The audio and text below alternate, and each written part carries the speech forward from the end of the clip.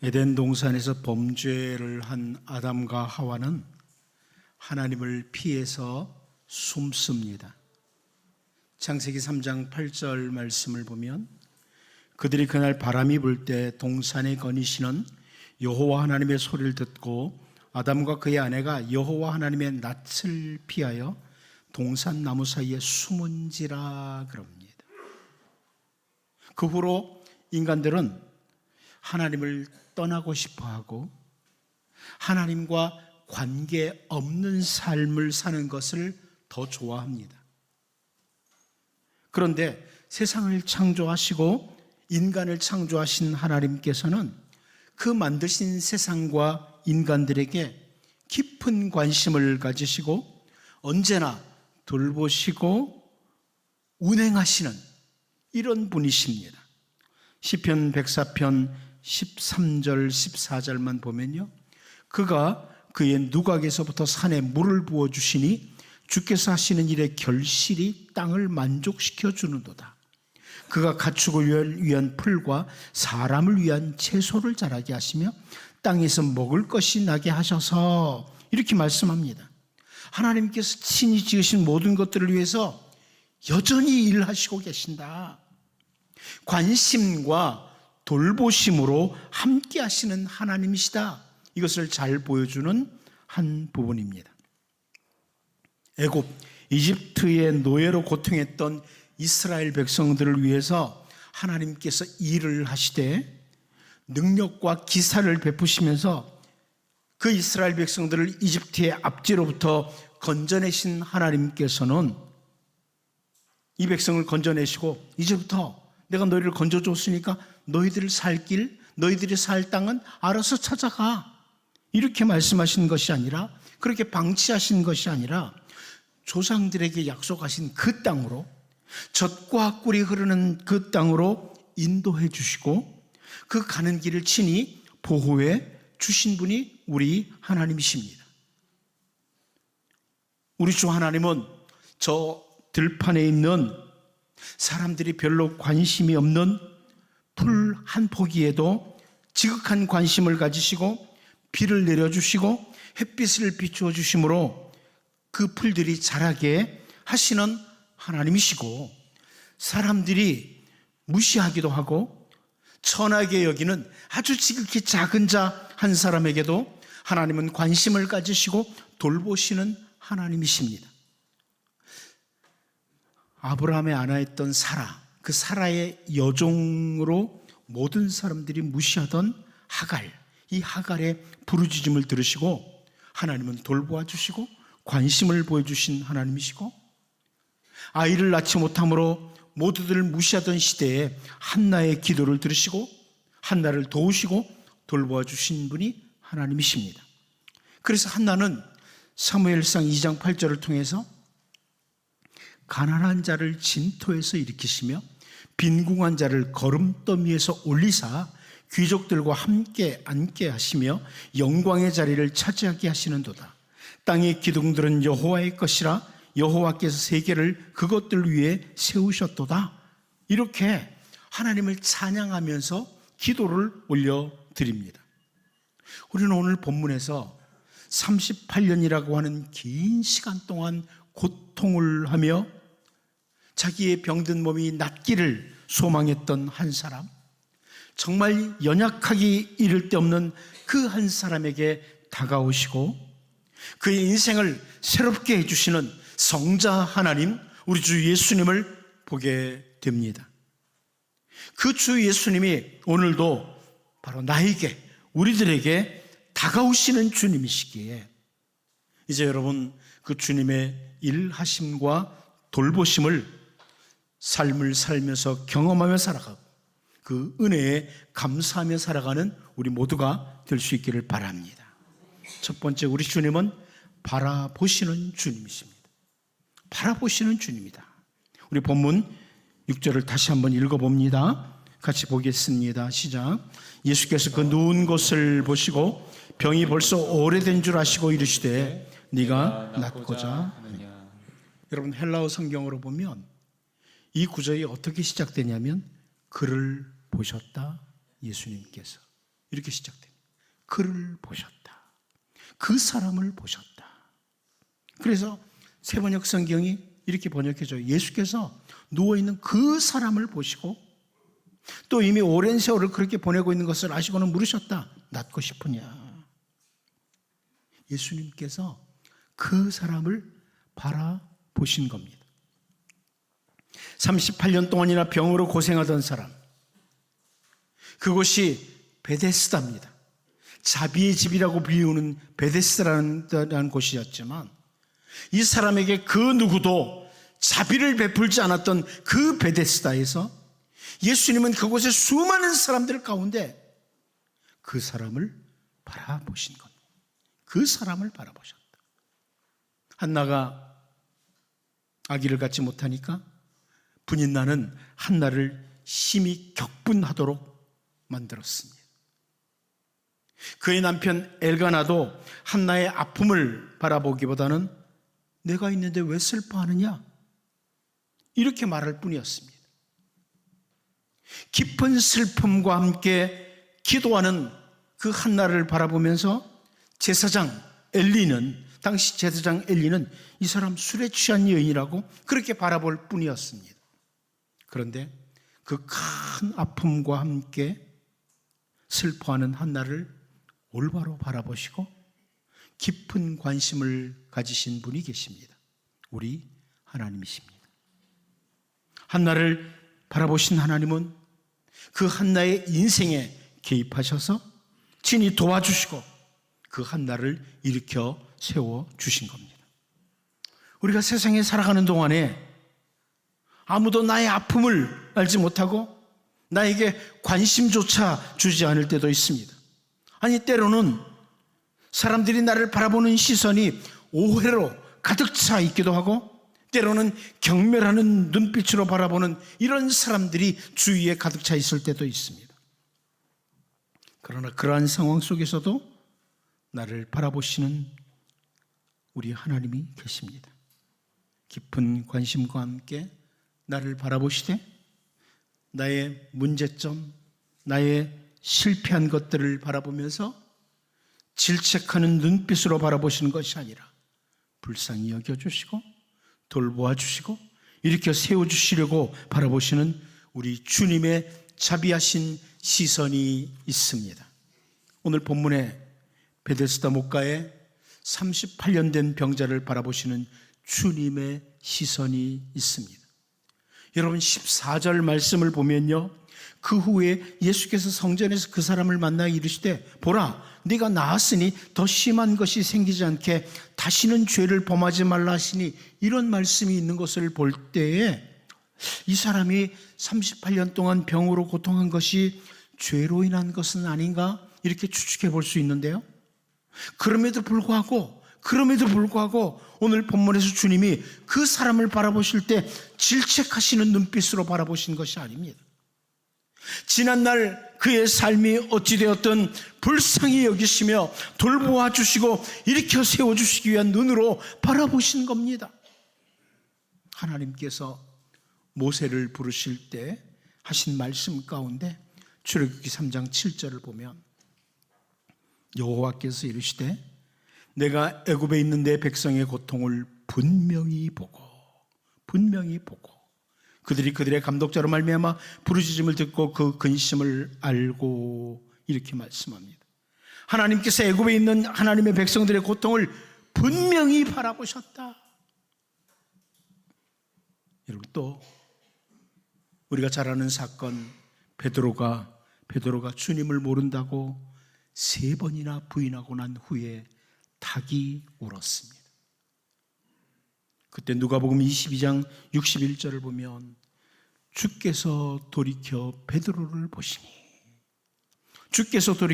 보시니 베드로가 주의 말씀, 곧 오늘 닭 울기 전에 네가 3번 나를 부인하리라 하심이 생각나서 밖에 나가서 심히 통곡하니라. 주님이 바라보신 거예요. 베드로야, 넘어졌구나. 베드로야, 실패했구나. 실패한 베드로를 불쌍히 여기시면서 바라보시는 주님이십니다. 오늘 우리 주님은 나를 바라보시는 주님이십니다. 여러분을 바라보고 계십니다. 여러분 한 사람 한 사람을 바라보시고 계십니다. 우리가 아무도 모르게 눈물을 흘리고 있는 그때에도, 혹은 수많은 군중들 속에서 섞여 있어서 누구도 나를 찾지 못해도 주님은 나를 바라보시고 계십니다. 경멸하거나 질책하는 시선이 아니라 여전히 자녀된 우리를 돌보아 주시려고, 일으켜 세워주시려고 바라보시고 계십니다. 이제 나를 바라보시는 그 주님을 기억하고 여러분 주님이 공급하시는 그 힘으로 넉넉히 일어날 수 있기를 바랍니다. 두 번째는 아시는 주님이십니다.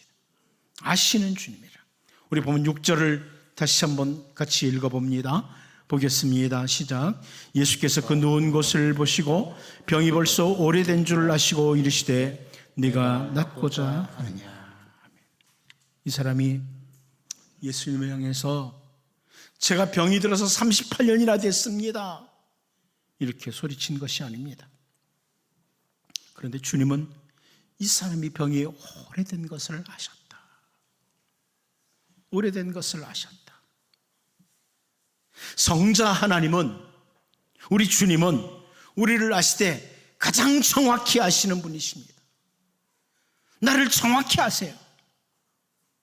종종 사람들이 누군가에게 저를 소개할 때 이 사람 정말 나를 모르고 나에 대해서 말을 하네?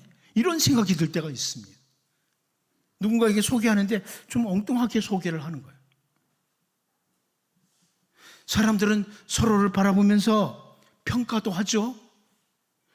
정말 잘 모르고 자기 멋대로 평가를 하기도 합니다. 사람들이 나를 자기 멋대로 평가해요. 그런데 주님은 나를 너무나 잘 아시는 분, 정확히 아시는 분이십니다. 우리가 잘 아는 시편 139편 1절에서 4절을 보면 여호와여 주께서 나를 살펴보셨으므로 나를 아시나이다. 주께서 내가 앉고 일어섬을 아시고 멀리서도 나의 생각을 밝히 아시오며 나의 모든 길과 내가 눕는 것을 살펴보셨으므로 나의 모든 행위를 익히 아시오니 여호와의 내 혀의 말을 알지 못하시는 것이 하나도 없으시니이다. 이렇게 고백을 합니다. 나를 아시고 내 행동을 아시고 내 생각도 아시고 내가 하는 모든 말도 아시는 하나님, 이게 다윗의 고백입니다. 여러분, 이 안다는 이 단어는 지식적으로 단순히 알고 계신다 이런 의미가 아닙니다.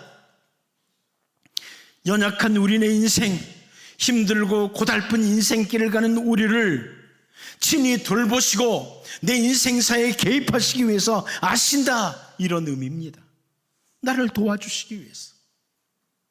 출애굽기 3장 7절 8절 말씀을 다시 보면요, 여호와께서 이르시되 내가 애굽에 있는 내 백성의 고통을 분명히 보고 그들이 그들의 감독자로 말미암아 부르짖음을 듣고 그 근심을 알고 내가 내려가서 그들을 애굽인의 손에서 건져내고 그들을 그 땅에서 인도하여 아름답고 광대한 땅, 젖과 꿀이 흐르는 땅, 곧 가나안 족속, 헷 족속, 아모리 족속, 브리스 족속, 히위 족속, 여부스 족속의 지방에 데려가려 하노라, 이렇게 말씀합니다. 분명히 바라보시는 하나님께서는 정확히 아시고 친히 그 택한 백성들을 위해서 일하시기 위해서 아신다, 이런 의미입니다. 이 세상에는 정말 연약하고 문제가 많은 나 몸 하나 버티기도 힘든 실수를 연발하는 나를 사람들이 알기에 비웃고 조롱하고 경멸하는 사람들이 참 많습니다. 우리의 연약한 모습이 혹시 드러나면 오히려 짓밟으려는 사람들이 더 많은 세상입니다. 그런데 우리 주님은 내가 한 줌의 흙이라는 것을 너무나 잘 아시기에 나를 불쌍히 여기시는 우리 주님이십니다. 다윗이 시편 103편 13절 14절에서 아버지가 자식을 긍휼히 여김같이 여호와께서는 자기를 경외하는 자를 긍휼히 여기시나니 이는 그가 우리의 체질을 아시며 우리가 단지 먼지뿐임을 기억하심이로다. 이렇게 고백을 합니다. 나를 아세요. 내 체질을 아세요. 내가 먼지에 불과하다. 한 줌의 흙에 불과하다. 이것을 아시는 우리 주님이시기에 우리를 긍휼히 여기신다. 긍휼히 여기신다. 오늘 본문에서 38년 된 병자를 바라보시면서 그가 병으로 얼마나 오랜 시간 동안 고통 가운데 있던 것을 아시는 주님, 그 주님은 그 사람을 긍휼히 여기시고 그 사람을 고쳐주시고 일으켜주시는 일을 하시게 됩니다. 이제 나를 나보다 더 잘 아시는 주님, 가장 정확하게 하시는 주님이 나를 긍휼히 여기시고 돌보아 주시고 일으켜 주시는 분이시다. 이것을 여러분 기억하고 확신하며 언제나 그 주님 곁으로 한 걸음 한 걸음 더 가까이 나가는 주님의 백성으로 살 수 있기를 바랍니다. 마지막 한 가지 더 봅니다. 선한 말씀을 주시는 주님이다. 선한 말씀을 주시는 주님이다. 우리 본문 6절을 다시 한번 읽어봅니다. 읽어보겠습니다. 시작. 예수께서 그 누운 것을 보시고 병이 벌써 오래된 줄 아시고 이르시되 네가 낫고자 하느냐. 여러분, 이 구절을 바른 성경은 이렇게 번역해 줬습니다.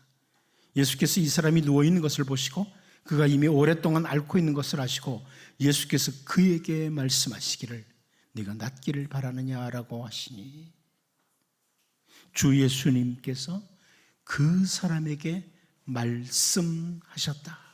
헬라어 성경 직역하면 그렇습니다. 예수님께서 그 사람에게 말씀하셨다. 네가 낫기를 바라느냐? 네가 온전하게 되기를 원하느냐? 주님이 그 사람에게 주시는 선한 말씀입니다. 우리가 온전하지 않을 때, 뭔가 문제가 있을 때 사람들이 입을 열어서 하는 말들이 뭡니까? 주로 사람들이 내가 문제가 있을 때 무슨 말을 합니까? 우리는 요한복음 9장에서 그 예를 볼 수 있어요. 보통 사람들이 하는 말이 뭐냐? 날 때부터 앞을 볼 수 없었던 맹인으로 태어난 사람이 있었습니다. 그래서 요한복음 9장 2절을 보면 제자들이 물어 이르되 랍비여, 이 사람이 맹인으로 난 것이 누구의 죄로 인함이니까? 자기니까 그의 부모니까? 이게 누굽니까? 제자들이, 예수님과 함께 하던 제자들의 입에서 나온 말이에요. 예수님을 따라다니던 제자들이 이렇게 말합니다. 이 사람 세상에 태어날 때부터 이런 맹인으로 태어난 것 뭔가 문제 있는 거 아닙니까? 누구 죄 때문입니까? 이렇게 말을 했습니다. 예수님을 따르던 제자들이. 또 요한복음 9장 34절을 보면 그들이 대답하여 이르되 네가 온전히 죄 가운데서 나서 우리를 가르치느냐 하고 이에 쫓아내어 보내니라 그럽니다. 유대인들이 하는 말입니다. 유대인들이요, 이 날 때부터 앞을 볼 수 없었던 사람에게 하는 말이 너는 왜 태어날 때부터 맹인으로 태어난 줄 알아? 완전한 죄 가운데서 태어난 거야. 이렇게 말합니다. 여러분, 세상에 태어날 때 문제를 가지고 태어날 수 있어요. 그런데 이렇게 사람들을 말합니다. 인생을 살다가 나에게서 어떤 문제가 생길 수 있어요. 그런데 사람들은 이런 식으로 말을 합니다. 이렇게 우리가 연약할 때 사람들은 선한 말을 하지 않습니다. 한나를 향하여 분인나가 말을 한 것도 격분하도록 하는 말이었습니다. 그 당시에 아이를 갖고 싶어도 갖지 못할 때 한나가 얼마나 힘들고 고통스러웠겠습니까? 그런데 그런 모습을 보고 분인나는 격분하도록 말을 했습니다. 그런데 우리 주님은 우리를 가장 정확히 바라보시고 가장 잘 아시는 우리 주님, 어찌 보면 다른 사람 눈에는 보이지 않아도 우리의 연약한 모습을 더 잘 아시는 우리 주님, 그 주님이 우리를 향해서 경멸하는 말이 아니라 선한 말씀을 주십니다. 선한 말씀을 주시는 분이에요. 그러기에 우리가 너무나 잘 아는 마태복음 11장 28절 29절을 통해서 예수님이 이렇게 말씀하세요. 수고하고 무거운 짐진 자들아 다 내게로 오라. 내가 너희를 쉬게 하리라. 나는 마음이 온유하고 겸손하니 나의 멍에를 메고 내게 배우라. 그래야면 너희 마음이 쉼을 얻으리니. 주님이, 너무나 잘 아시는 주님이 힘들지? 삶이 버겁지? 이렇게 말씀하시면서 연약하고 부족한 인생, 수고하고 무거운 짐을 지고 가는 우리들에게 선한 말씀을 주시는 분이 우리 주님이십니다. 여러분, 주님은 오늘도 여러분에게 말씀하십니다. 사랑하는 자야, 힘내라, 일어나라. 내가 너와 함께하고 있다. 내가 너를 붙들어 준다. 반드시 내가 너를 세워줄 거야. 주님은 우리에게 선한 말씀을 해 주십니다. 언제나 나를 바라보시고 나를 가장 잘 아시는 주님이 자녀된 우리에게 정말 선한 말씀, 귀한 말씀을 주시는 분, 그 주님인 것을 알고 더욱 주님의 말씀에 귀를 기울이며 주님께로 한 걸음 한 걸음 더 가까이 나가는 복 있는 우리 모두가 될 수 있기를 바랍니다.